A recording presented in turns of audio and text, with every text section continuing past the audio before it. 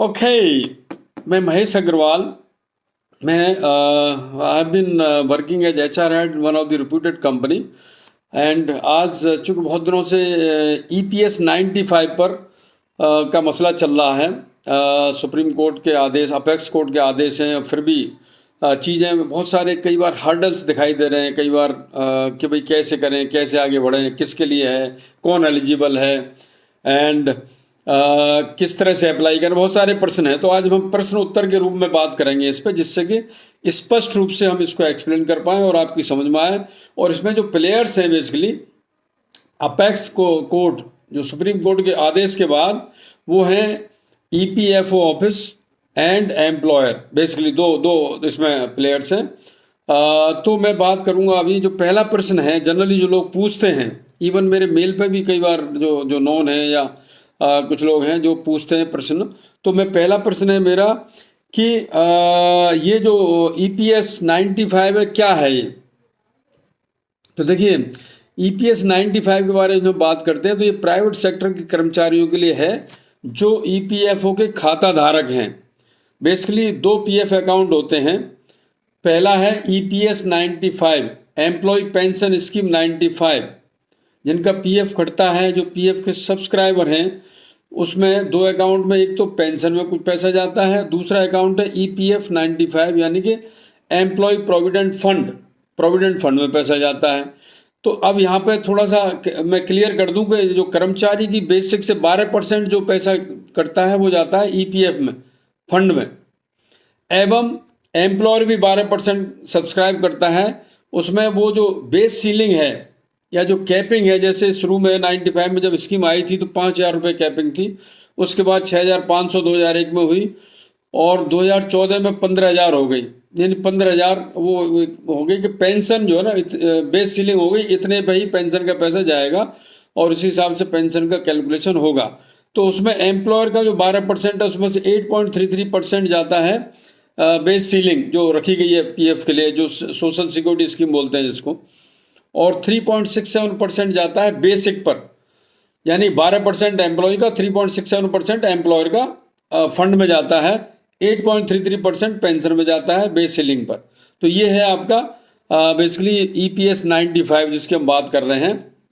Now प्रश्न 2 आता है कि भाई नॉर्मल पेंशन एवं हायर पेंशन में क्या फर्क है और हम हायर पेंशन पर इतना जोर क्यों दे रहे हैं है ना, हम हायर पेंशन पर इतना जोर क्यों दे रहे हैं। तो देखिए, बहुत क्लियर है कि हायर पेंशन पे जोर देने का कारण यह है कि जब PF स्कीम आई थी तो उस समय बेस सेलिंग थी 5,000 रुपये, बाद में 6,500 हुई और फिर 15,000 हो गई, और उस समय मिनिमम पेंशन 1,000 रुपये थी 95 में जब स्कीम आई थी। और उसी समय जो है ना, चूँकि पेंशन बहुत कम थी, तो उसी समय मार्च 1996 में एक पैरा 11(3) के द्वारा के तहत ये EPFO ऑफिस ने निकाला कि आप जो है जो हायर पेंशन ऑप्ट करना चाहते हैं वो जो है बेसिक पे, बजाय बेस सीलिंग 5,000 रुपये देने के, वो बेसिक पे जो है ना, जब मान लो किसी की बेसिक 10,000 रुपये है तो 10,000 रुपये पे 8.33% कंट्रीब्यूट कर सकते हैं जॉइंट ऑप्शन में, एम्प्लॉयर और एम्प्लॉई दोनों एग्री हों तो। इस तरह का आया था, ठीक है जी। तो इसमें जो प्रश्न 2 है वो ये है कि भाई जो जनरली क्या है कि जो सोशल सिक्योरिटी स्कीम है उसमें बहुत कम पेंशन मिलती है। यानी कि आप ये देखें कि 1,000 रुपये पेंशन मिल रही है मिनिमम। अब 6,500 रुपये जब हो गया ये 2001 में, तो उस समय अगर कैलकुलेशन करें तो पेंशन जो है ना, ज़्यादा ज़्यादा 35 साल जब आप नौकरी करेंगे तो 3,000 प्लस पेंशन मिलेगी आपको मतलब PF सब्सक्राइबर को। तो पेंशन बहुत कम होने की वजह से ये था कि भाई पेंशन का मतलब है कि हम रोजी रोटी कम से कम हमारी बेसिक नीड हम पूरी कर सकें रिटायरमेंट के बाद। तो एक ऑप्शन जो 11(3) पैरा के द्वारा दिया गया वो था हायर पेंशन पे लोग कंट्रीब्यूट कर सकते हैं जॉइंट ऑप्शन के थ्रू, इस तरह का था, ठीक है जी। तो ये इसलिए हायर पेंशन के लिए जोड़ दिया जा रहा है। नंबर 3 प्रश्न है, what is the new rule of EPS 95। EPS 95 का नया रूल क्या है। तो अभी जो है ना, गवर्नमेंट ने क्या किया कि 1 सितंबर 2014 को 15,000 जो कैपिंग थी कि भाई 15,000 पे ही कंट्रीब्यूट कर सकते हैं, उसमें एक पैरा 11(4) डाल दिया। पैरा 11(4) ऑफ EPS 95 कहता है कि आप अगर हायर पेंशन के लिए ऑप्ट करना चाहते हैं तो आप 15,000 से ऊपर, अगर आपकी मान लो बेसिक है 25,000 रुपये, तो 25,000 रुपये पर 8.33% एम्प्लॉयर और एम्प्लॉय दोनों उसमें, आई मीन एम्प्लॉयर का जो पैसा फंड में जाता है वहाँ कम जाएगा, और पेंशन में 25,000 रुपये डाल सकते हैं 15,000 की बजाय। तो इस तरह का उसमें ऑप्शन था। तो इस तरह से जो है ना उन्होंने ये किया, तो उसमें द्वार खोल दिया एक तरह से, इवन 2014 में भी कि भाई ठीक है आप, बट उसमें एक कंडीशन रखी कि 15,000 रुपये 1 सितंबर 2014 को जब सीलिंग हुई, बेस सीलिंग या कैपिंग हुई, तो उस समय जो ऑप्शन दिया ये वो दिया कि भाई फ्रेश जो है ना 11(4) पैरा 11(4) फ्रेश ऑप्शन दिया कि फ्रेश अप्लाई करना पड़ेगा, तभी आपका हायर पेंशन के लिए कंसिडरेबल होगा। ओके, नाउ एक चौथा प्रश्न माइंड में आता है कई बार कि अच्छा ये बताएं, कुछ लोग पूछते हैं ये बताएं साहब कि जब हम जो है ना जब ये इसके लिए ऑप्ट करते हैं तो हायर पेंशन से किसको बोझ बढ़ेगा, बोझ यानी किसके ऊपर ज़्यादा वजन पड़ सकता है। तो देखिए न तो एम्प्लॉय पर वजन पड़ेगा ना एम्प्लॉयर पर वजन पड़ेगा, बस बदलाव आएगा। बदलाव क्या आएगा, बेसिक मान लो किसी की 60,000 रुपये फॉर एग्जाम्पल, तो इसका 8.33% यानी कि 4,998 रुपये ईपीएस में जाएगा, एवं 3.67 यानी कि 2,202 रुपये ईपीएफ में जाएगा। ठीक है जी, इसका मतलब ये हुआ कि ईपीएस में ज़्यादा जा रहा है, ईपीएफ में कम जा रहा है।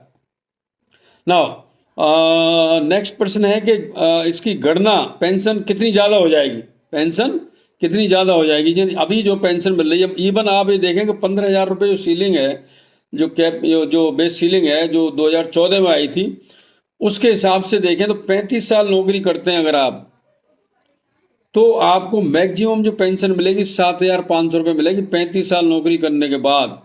लेकिन उस समय जो है एक पैरा 11(4) के थ्रू उन्होंने ऑप्शन खोल दिया कि फ्रेश आप हायर पेंशन के लिए अप्लाई कर सकते हैं, और उसमें एक उन्होंने दिया कि भाई इसमें आप जो हायर पेंशन के लिए जब अप्लाई करते हैं तो आप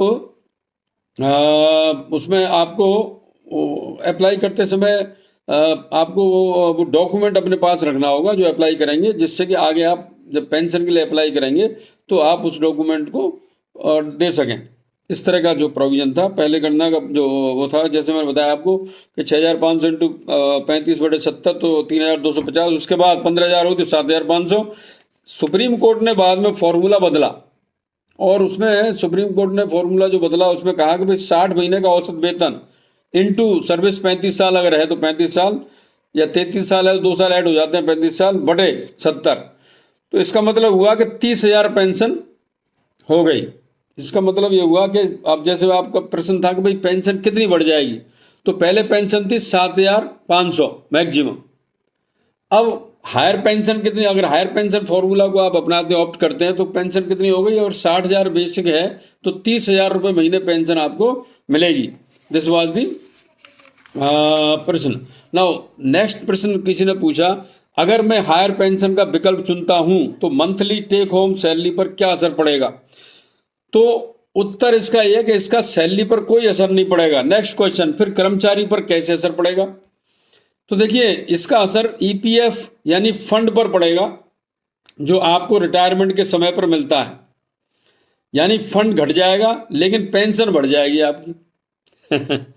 now next question comes, higher pension में के लिए ऑप्ट करें या नहीं, यानी हायर पेंशन का ऑप्शन चुने या नहीं, ये प्रश्न है। तो देखिए इसका उत्तर ये है कि अगर आपकी नौकरी के कम साल बचे हैं, कम साल यानी 2-3 साल, और दूसरा है बेसिक में बढ़ोतरी की उम्मीद भी कम है, ज़्यादा नहीं है, तो हायर पेंशन विकल्प नहीं चुने। ये बड़ा ध्यान से सुने इस प्रश्न को। नाउ दूसरा है कि हायर पेंशन विकल्प चुनने के लिए क्या होना चाहिए, यानी कि आपको फ़ायदा कब होगा, नौकरी की शुरुआत में कम वेतन रहा हो और इस समय आपका अच्छा वेतन चल रहा हो। दूसरा, नौकरी के कई साल बाकी हैं, जैसे 5-6 साल 8 साल बाकी हों आपके, कम से कम 8 साल 10 साल बाकी हों, तो हायर पेंशन का विकल्प चुनें। ये इसका आंसर है। नाउ नेक्स्ट क्वेश्चन आता है कि एलिजिबल कौन कौन है इसमें, हायर पेंशन के लिए जो अप्लाई कर सकते हैं वो कौन कौन है। पहला, एग्जिस्टिंग एम्प्लॉय, जो भी पीएफ के हैं वो अप्लाई कर सकते हैं, वो एलिजिबल हैं। दूसरा, एम्प्लॉयज़ हु रिटायर्ड आफ्टर 1 सितंबर 2014 के बाद जो रिटायर हुए वो इसमें अप्लाई कर सकते हैं। तो ये इसमें एलिजिबिलिटी का वो आ गया। नाउ नेक्स्ट आता है आपका हायर पेंशन के लिए कैसे अप्लाई करें। देखिए ये बड़ा अच्छा प्रश्न है और इसका आंसर है कि जॉइंट ऑप्शन फॉर्म के द्वारा एक जॉइंट ऑप्शन फॉर्म दिया गया है ईपीएफओ ऑफिस ने, जिसपे एम्प्लॉयर के साइन होंगे और एम्प्लॉय के साइन होंगे, और इसकी डेट है अप्लाई करने की 3 मई 2023 तक अप्लाई कर सकते हैं, है ना। तो इसमें पीएफ पोर्टल लिंक के थ्रू अप्लाई कर सकते हैं, दूसरा ईपीएफ ऑफिस में भी अप्लाई कर सकते हैं। मेनली चूँकि जनरली पीपल अप्लाई ऑनलाइन, आजकल ऑनलाइन सिस्टम हो गए हैं, तो ऑनलाइन अप्लाई करते हैं, तो उसमें रिसिप्ट नंबर आपको मिल जाएगा जब आप ऑनलाइन अप्लाई करेंगे तो। और दूसरा है ईपीएफ से ईपीएस में समायोजन, जब आप पहला अप्लाई कर देंगे तो ईपीएफ जो फंड अकाउंट है वहाँ से पैसा आपका ट्रांसफ़र हो जाएगा कुछ उसमें स्कीम, पेंशन स्कीम में, ठीक है जी। 11वां प्रश्न है आपका जो बड़ा अच्छा प्रश्न है कि भाई ये बताएं कि पैसे का कैलकुलेशन कौन करेगा, कितना पैसा ट्रांसफर होना है ईपीएफ से या कितना क्या करना है, जमा करना है, कौन करेगा। तो देखिए इसमें जो है ना इसका उत्तर है एग्जिस्टिंग एम्प्लॉय के केस में कैलकुलेशन पीएफ ऑफिस ही करेगा दोनों केस में, बट एग्जिस्टिंग एम्प्लॉय के केस में फंड से ईपीएस में समायोजन ईपीएफओ करेगा।